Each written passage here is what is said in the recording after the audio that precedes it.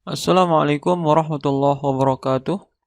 Pada video kali ini kita masih akan membahas materi seputar perbandingan trigonometri sudut berelasi.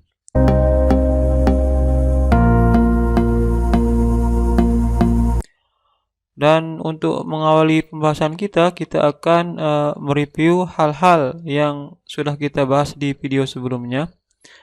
Dan kita mulai dari perbandingan trigonometri sudut istimewa. Seperti kita ketahui, kalau sudut-sudut istimewa itu terdiri dari sudut 0 derajat, kemudian sudut 30 derajat, sudut 45 derajat, sudut 60 derajat, dan sudut 90 derajat. Nah, nantinya kita akan mencari nilai sinusnya, nilai kosinus, dan nilai tangen dari sudut-sudut istimewa ini. Kita mulai dari sinus 0 derajat, yaitu nilainya adalah 0. Nilai sinus 30 derajat itu adalah setengah. Nilai sinus 45 derajat adalah setengah akar 2. Nilai sinus 60 derajat adalah setengah akar 3. Dan terakhir, nilai sinus 90 derajat adalah 1. Nah, untuk nilai kosinusnya, nanti untuk memudahkan kalian mengingatnya, tinggal kalian balik saja nilai untuk sinus ini ya. Jadi nilai cos 0 derajat itu 1. Nilai cos 30 derajat itu setengah akar 3. Kemudian nilai kosinus 45 derajat itu setengah akar 2. Kemudian nilai cos 60 derajat itu adalah setengah. Dan terakhir nilai cos 90 derajat adalah 0. Nah, untuk tannya itu tangen itu adalah sin per cos. Maka kalau tan 0 derajat sama dengan sin 0 derajat per cos 0 derajat sama dengan 0 per 1 sama dengan 0. Tan 30 derajat setengah dibagi setengah akar 3 itu 1 per 3 akar 3. Kemudian tangen 45 derajat setengah akar 2 dibagi setengah akar 2 itu 1. Tangen 60 derajat setengah akar 3 dibagi setengah itu akar 3. Dan terakhir, tangen 90 derajat 1 dibagi 0 adalah tak terdefinisi ya. Tak terdefinisi. Oke, demikian. Dan Pak Guru ingatkan, jadi untuk nilai perbandingan trigonometri sudut istimewa ini harus kalian kuasai, tidak boleh tidak ya. Lanjut ke pembahasan berikutnya, yaitu perbandingan trigonometri di berbagai kuadran. Di video kemarin sudah sempat kita bahas, misalnya Pak Guru memiliki dua sumbu koordinat.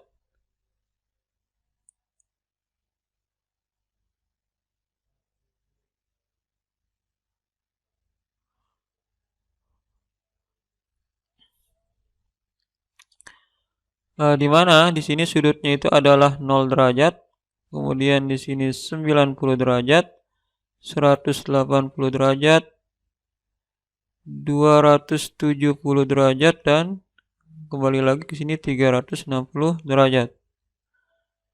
Daerah di antara sudut 0 derajat sampai 90 derajat dinamakan kuadran 1.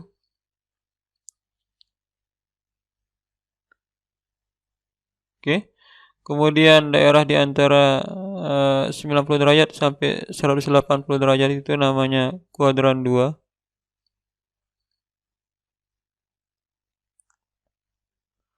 Daerah di antara sudut 180 derajat sampai 270 derajat itu dinamakan dengan kuadran 3.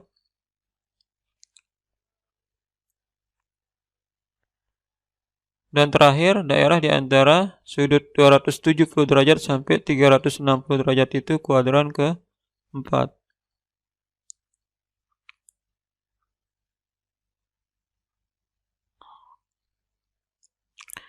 Nah, misalkan Pak Guru memiliki sudut di kuadran 1, sebut saja namanya sudut alfa. Maka untuk sudut kuadran kedua bisa kita nyatakan dalam bentuk 180 derajat dikurang alfa. Kemudian untuk sudut kuadran 3 bisa kita nyatakan dalam bentuk 180 derajat ditambah alfa. Dan terakhir sudut di kuadran 4 bisa kita nyatakan dalam bentuk 360 derajat dikurang alfa. Nah, di sini Pak Guru gambarkan satu bidang koordinat lagi. Jadi tetap sudutnya di sini adalah 0 derajat. Di atas itu 90 derajat. Di sebelah kiri itu 180 derajat. Di bawah itu 270 derajat dan kembali lagi 360 derajat. Nah, karena sudut di kuadran 1 itu kita nyatakan dengan alfa, maka perbandingan trigonometrinya meliputi sinus alfa, kemudian kosinus alfa dan tangen alfa. Nah, kemudian untuk sudut kuadran 2 karena sudutnya adalah 180 derajat min alfa, maka perbandingan trigonometrinya meliputi sin 180 derajat min alfa, kemudian cos 180 derajat minus alfa dan tan 180 derajat minus alfa. Lanjut untuk sudut kuadran 3, perbandingan trigonometrinya meliputi sin 180 derajat ditambah alfa, kemudian cos 180 derajat ditambah alfa, dan terakhir adalah tan 180 derajat ditambah alfa. Kemudian untuk sudut kuadran keempat, perbandingan trigonometrinya meliputi sin 360 derajat dikurang alfa, cos 360 derajat dikurang alfa, dan tangen 360 derajat dikurang alfa. Nah, sekarang kita lanjutkan untuk nilai perbandingan trigonometri di sudut kuadran kedua.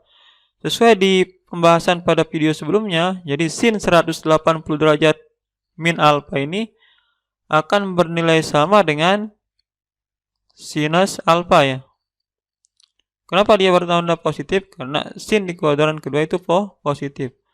Kemudian cos di kuadran kedua itu negatif, maka di sini untuk cos 180 derajat min alfa nilainya sama dengan negatif cos alfa.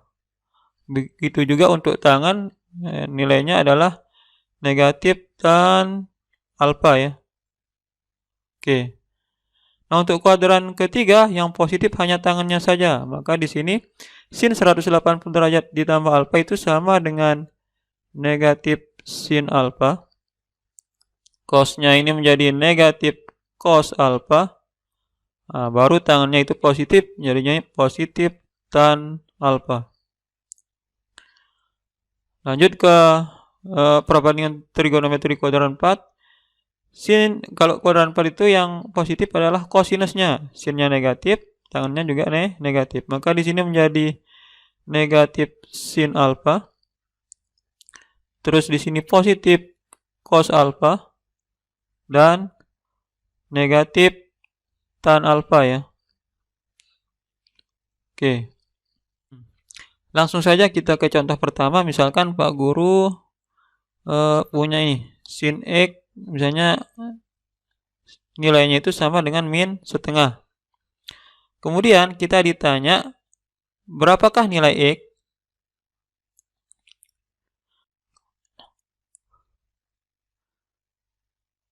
Karena sinnya bernilai negatif, maka kemungkinannya adalah bisa jadi X ini merupakan sudut di kuadran 3, atau bisa jadi X merupakan sudut di kuadran ke-4.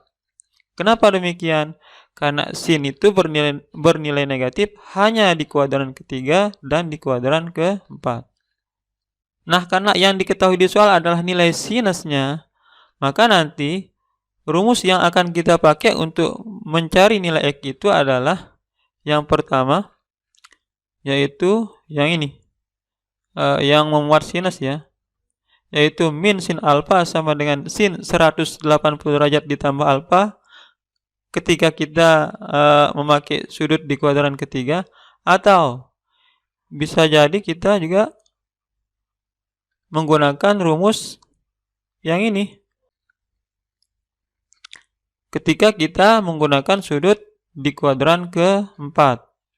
Maka kita akan mencari sudut di kuadran 1 yang nilai sinusnya itu positif setengah. Nah, jadi di sini kita peroleh kalau yang sinusnya bernilai positif setengah adalah sin 30 derajat. Oke, Pak Guru tulis di sini ya. Jadi yang bernilai positif setengah kita ketahui adalah sin 30 derajat. Nah, ini nilainya adalah setengah ya. Maka, karena kita menginginkan yang nilainya itu negatif setengah, maka untuk persamaan ini, sin 30 derajat sama dengan setengah. Maka supaya di sini jadinya minus setengah, maka masing-masing ruas ini kita kalikan dengan negatif ya. Maka kita peroleh min sin 30 derajat itu akan sama dengan min setengah. Oke, kalau sin 30 derajat sama dengan setengah, maka min sin 30 derajat sama dengan min setengah. Kemudian kita fokus lagi ke rumus yang sudah kita punya ya. Nah, di sini rumusnya adalah min sin alfa sama dengan sin 180 derajat ditambah alfa. Berarti kalau alfanya Pak Guru ganti 30 menjadi min sin 30 derajat sama dengan sin 180 derajat ditambah 30 derajat. Nah, baik, langsung saja Pak Guru tulis. Maka di sini min sin 30 derajat sama saja dengan sin 180 derajat ditambah 30 derajat. Nah, sehingga kita peroleh ini menjadi sin 180 ditambah 30 jadinya 210 derajat. Nah, sehingga kita peroleh sin 210 derajat itu sama dengan min setengah. Dengan kata lain, bisa jadi nilai X-nya adalah 210 derajat. Nah, ketika kita menggunakan sudut di kuadran ketiga. Nah, sekarang misalnya kita mau memakai sudut di kuadran keempat ya. Jadi langkah awalnya tetap cari sin berapa yang nilainya setengah ya. Nah, di sini kita sudah dapat 30 derajat. Maka di sini kan min sin 30 derajat kan itu sama dengan min setengah. Namun kalau tadi kita menggunakan kalau tadi kita memakai sudut di kuadran ketiga, sekarang kita akan memakai sudut di kuadran keempat. Maka rumus yang kita pakai tentunya rumus sudut di kuadran keempat, yaitu min sin alfa sama dengan sin 360 derajat dikurang alfa. Sehingga ketika alfanya kita ganti 30 menjadi min sin 30 sama dengan sin 360 derajat dikurangi 30 derajat. Maka ini sama saja dengan sin 360 derajat dikurangi 30 derajat ya. Sama dengan sin 330 derajat. Jadi kemungkinan nilai X-nya itu sama dengan 210 derajat, atau bisa jadi X-nya sama dengan 330 derajat. Oke, mudah-mudahan bisa dipahami ya. Baik, biar kalian tambah paham, Pak Guru kasih contoh yang lain.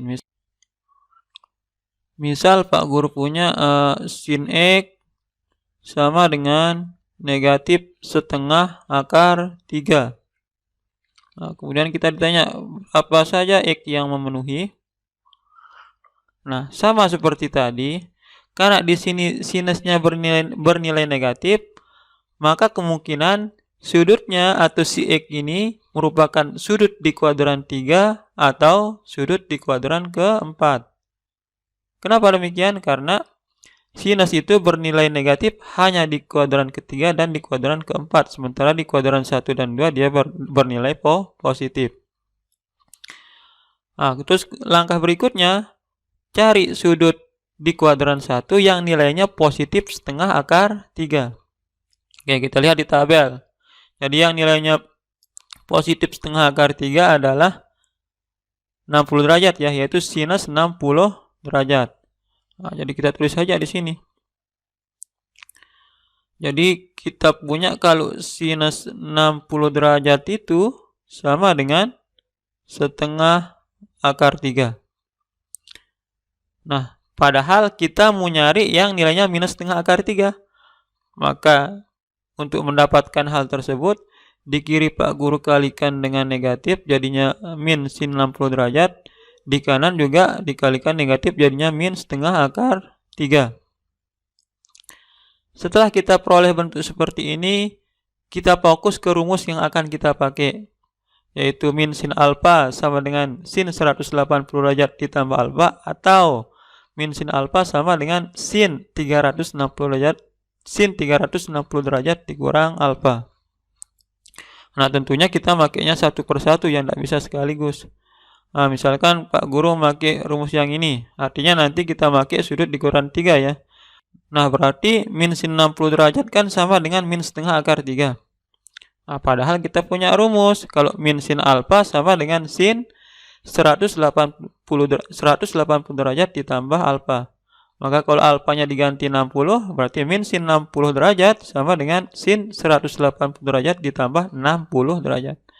Maka ini sama saja dengan sin 180 derajat ditambah 60 derajat. Nah, ini sama dengan sin 240 derajat. Nah, sehingga bisa jadi X-nya itu bernilai 240 derajat. Atau kalau kita tidak mau pakai sudut kuadran ketiga, boleh. Jadi kita masih ada satu pilihan, yaitu sudut di kuadran keempat.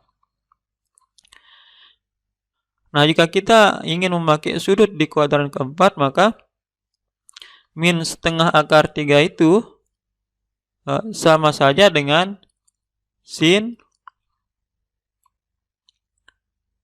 360 derajat dikurangi 60 derajat ya. Sama dengan sin 300 derajat. Paham? Oke, insya Allah paham. Nah, jadi kesimpulannya bisa jadi X-nya itu sama dengan 240 derajat. Oke. Atau bisa jadi X-nya sama dengan 300 derajat. Nah, kalau dua contoh awal ini Pak Guru menggunakan perbandingan trigonometri sinus. Nah, sekarang kita beralih ke contoh di mana kita akan memakai perbandingan trigonometri kosinus. Nah, sebagai contoh misalkan diketahui cos X itu nilainya min setengah akar 3. Nah, terus kita ditanya berapakah nilai X? Nah, karena cos di sini nilainya negatif, maka pertama cari dulu kuadran yang memiliki nilai cos negatif itu di kuadran berapa saja. Oke, jadi cos itu bernilai negatif di kuadran kedua. Nah, selain itu cos juga bernilai negatif di kuadran ketiga. Maka tentunya nantinya rumus yang akan kita pakai adalah rumus cos untuk kuadran 2 dan rumus cos untuk kuadran ketiga.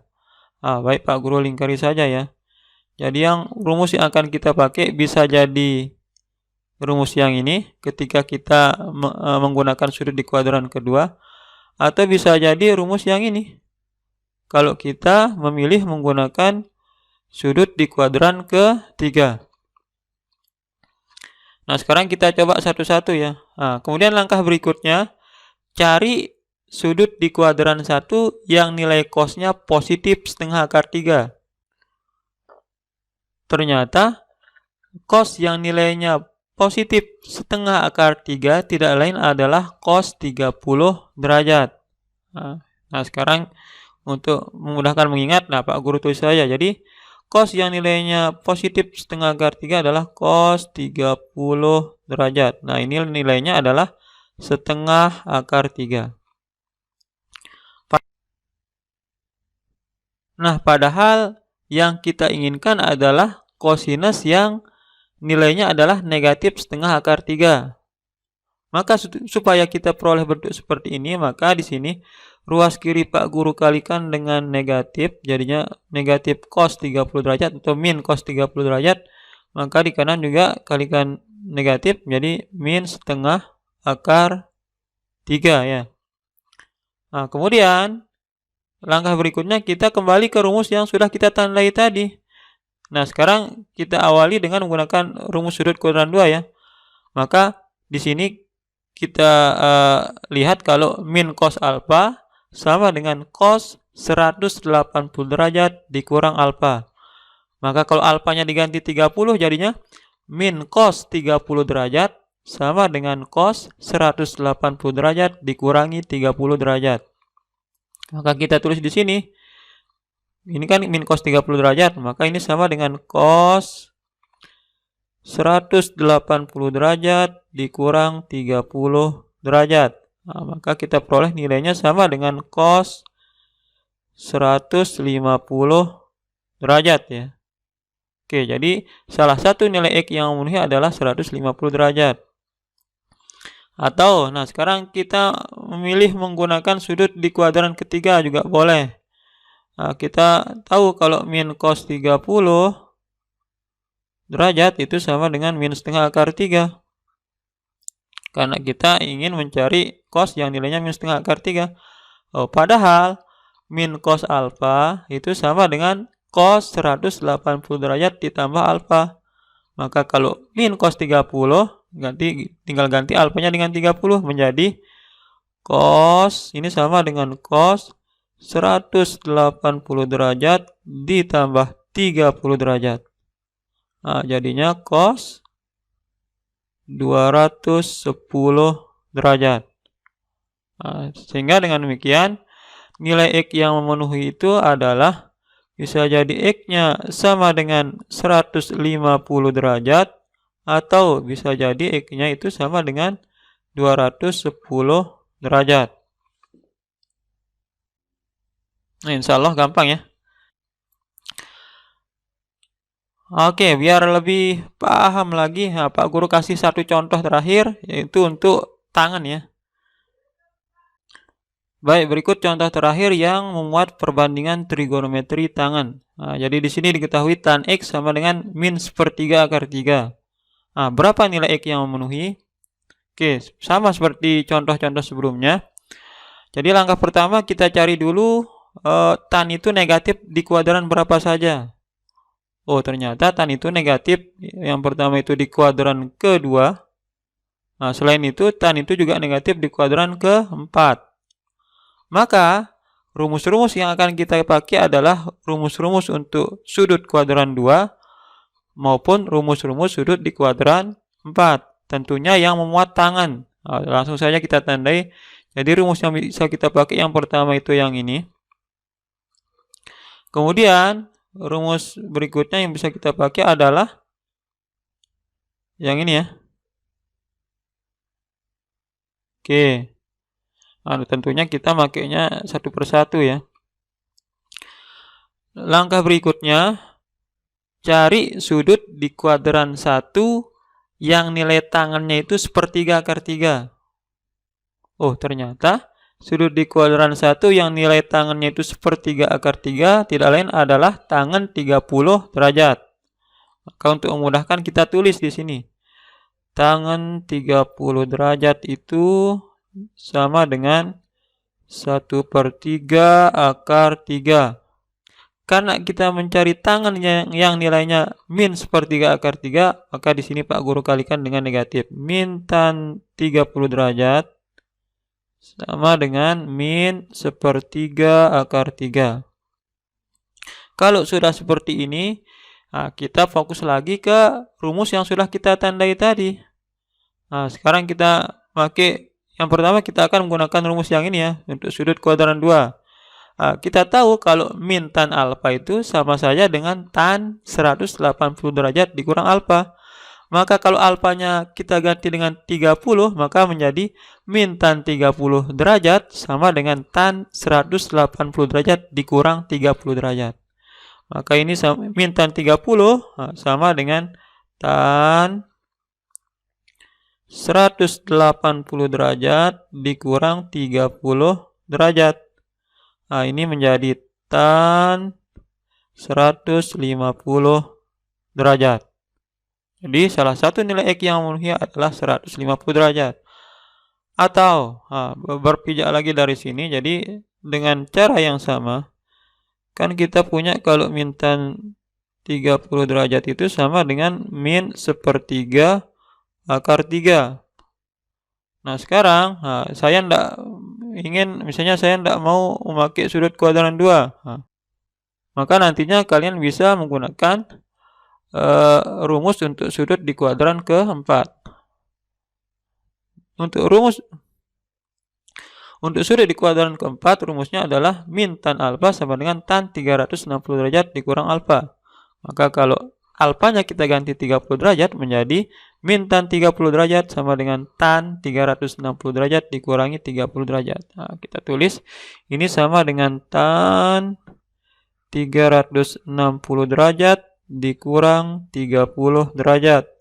Nah, maka sama dengan tan 330 derajat. Oke, dengan kata lain, nilai X yang memenuhi atau nilai X yang tangannya bernilai min 1/3 akar 3, yaitu yang pertama adalah 150 derajat, atau yang kedua adalah 330 derajat. Gampang kan? Nah, nanti kalau kalian sering ulang-ulang, nanti tidak perlu panjang-panjang caranya seperti ini ya. Nah, sengaja Pak Guru buat panjang seperti ini, tujuannya agar kalian lebih gampang pahamnya. Jadi nanti kalau misalnya tan X sama dengan min 1/3 akar 3, maka kalian bisa dengan cepat menjawab nilainya itu sama dengan tan 150 derajat. Dari mana tahu? Karena kita tahu kalau tan itu negatif di kuadran 2, dan rumus tangan untuk kuadran 2 sama dengan tan 180 derajat dikurangi 30 derajat. Oke, nanti dicoba saja ya. Nah, insya Allah akan gampang. Oke, seperti itu. Nah, pembahasan terakhir untuk video kali ini kita akan membahas sudut-sudut yang bertanda negatif. Nah, mungkin di antara kalian pernah melihat ini ya, tulisan yang memiliki sudut yang bertanda negatif. Misalnya ini, sin min 30 derajat, atau cos. Jadi sudut-sudut itu ada yang tandanya positif, ada yang tandanya negatif. Nah, pertanyaannya sekarang, apa beda sudut yang bertanda positif dengan yang bertanda negatif? Jadi penjelasannya seperti ini. Nah, misalkan di sini Pak Guru memiliki sumbu koordinat ya, di mana posisi sudut 0 derajat itu di sebelah sini. Nah, untuk pembentukan sudut dengan berpatokan dengan ini 0 derajat ini. Nah, sudut itu bisa dibentuk, yang pertama bisa berlawanan arah dengan jarum jam. Ini berlawanan arah dengan jarum jam, berlawanan. Nah, ketika sudut tersebut dibentuk berlawanan arah dengan jarum jam, maka nanti tandanya adalah positif. Kemudian, kemungkinan kedua bisa jadi sudut tersebut dibentuk searah dengan jarum jam. Nah, ke arah sini ya. Ini searah. Ketika sudut tersebut dibentuk searah dengan jarum jam, maka sudut tersebut akan bertanda negatif. Nah, sebagai contoh misalnya. Nah, di sini Pak Guru akan membentuk dengan berpusat pada sumbu koordinat ini. Pak Guru akan membentuk sudut yang besarnya itu 30 derajat. Nah, misalkan di sini besarnya 30 derajat ya. Nah, karena Pak Guru membentuk sudutnya ke atas atau berlawanan arah dengan jarum jam, maka sudut ini ditulisnya itu positif 30 derajat. Nah, beda halnya kalau sudut 30 derajat ini Pak Guru bentuk ke bawah ya. Nah, misalnya bentuknya ke sini, yaitu searah perputaran jarum jam. Misalnya di sini 30 derajat ya. Maka karena Pak Guru membentuk sudutnya searah dengan perputaran jarum jam, maka kita harus kasih tanda negatif di sini. Jadi tanda positif atau negatif itu tergantung dari arah pembentukan sudutnya ya.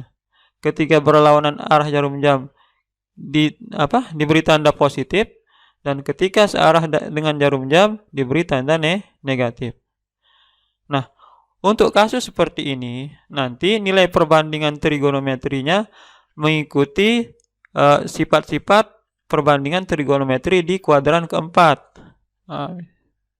Misalnya sin min alfa, terus cos min alfa, dan tan min alfa ya. Nah, nanti sifat-sifat dari perbandingan trigonometri sudut-sudut yang bertanda negatif ini mengikuti sifat dari perbandingan trigonometri sudut-sudut di kuadran keempat. Dengan kata lain, nanti sinnya itu akan bernilai negatif, ini menjadi min sin alfa. Kemudian cosnya akan bernilai positif, menjadi positif cos alfa, dan tangannya akan bernilai negatif atau negatif tangan alfa. Nah, ini juga penting, maka harus kalian kuasai dengan baik ya. Nah, bagaimana penerapannya di soal? Misalnya gini. Sebagai contoh misalnya Pak Guru menulisnya di sini saja ya. Misalnya berapa nilai sin minus 30 derajat? Nah, maka mengikuti rumus ini, maka nilai sin min 30 derajat sama dengan min sin 30 derajat. Itu ya. Jadi minusnya tinggal kita pindah ke sebelah kiri. Nah, kita tahu kalau sin 30 derajat itu setengah, maka kalau min sin 30 nilainya min setengah. Oke. Nah, contoh berikutnya misalnya berapa nilai dari tangan min 60 derajat misalnya ya. Nah, sesuai dengan rumus ini, maka tan min alfa sama dengan min tan alfa. Jadi minusnya digeser ke kiri menjadi ini sama dengan min tan 60 derajat. Nah, maka ini sama dengan tan 60 derajat. Tan 60 derajat itu kan akar 3, berarti ini sama aja dengan min akar 3. Nah, bagaimana dengan kosinus? Jadi untuk kosinus tidak sama dengan sin maupun tan ini ya. Khusus untuk kosinus nilainya cos min alfa sama dengan positif cos alfa. Misalkan Pak Guru tanya berapa nilai cos min 45 derajat.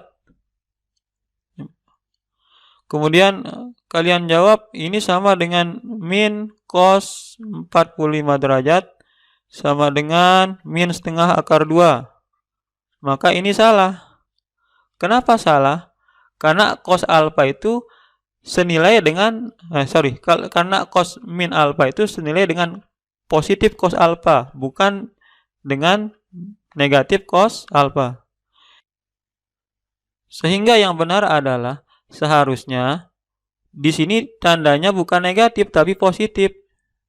Nah, sehingga cos min 45 derajat sama dengan cos 45 derajat sama dengan positif setengah akar 2. Ingat, khusus untuk sudut yang bertanda negatif, hati-hati untuk nilai kosinusnya ya. Kalau sin min alfa itu sama dengan min sin alfa, tan min alfa sama dengan min tan alfa, tetapi cos min alfa sama dengan cos alfa. Oke, mudah-mudahan bisa kalian pahami dengan baik. Nah, sebagai latihan agar kalian tambah mantap lagi pemahamannya terkait materi ini, di sini Pak Guru kasih latihan ya. Ini latihan. Nah, nanti untuk latihan ini silahkan kalian jawab di kolom komentar. Nanti akan Pak Guru koreksi ya. Misalnya sin X sama dengan berapa yang belum? Misalnya min setengah akar 2.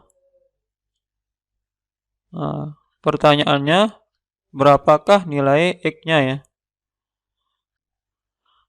Pertanyaan berikutnya misalkan tan X itu nilainya min akar 3. Nah, tentukan berapa saja nilai X yang memenuhi. Oke, jadi ya cukup 2 ini saja dulu ya. Silahkan kalian coba. Nanti boleh tuliskan jawabannya di kolom komentar. Nanti akan Pak Guru lihat apakah sudah benar atau belum. Oke, jadi harapan Pak Guru mudah-mudahan kalian benar-benar paham terkait apa yang sudah Pak Guru sampaikan, dan silahkan nanti diulang-ulang agar lebih menancap lagi di ingatan kalian. Atas perhatiannya Pak Guru ucapkan banyak terima kasih. Sekian.